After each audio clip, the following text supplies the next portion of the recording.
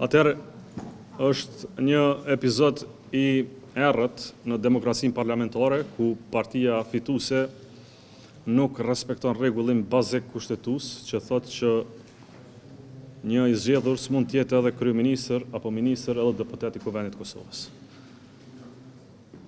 Qëndrimi i partisë fituese që me 10 deputet që ushtrojnë funksionet të kryeministrit përkatësisht ministrave, përqen dhe deputet në njëjtën kohë, pra dhe ministër dhe kryeministër dhe deputet, është ndrim jo kushtetues, i cili bëhet si pjesë e një loje politike për të zvarritur sa më shumë formimin e institucioneve dhe blerë kohë.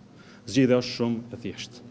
Të japin ndërheqje prej pozitave që i kanë, të ulën në ulsat e Kuvendit si deputet të Republikës Kosovës, dhe du të them një gjë të thjeshtë. Ata që komunikojnë me mesazhe për bërjen e votave nga lista serbe për qeverinë ashme, më së paku du të flasim për koordinime të tilla.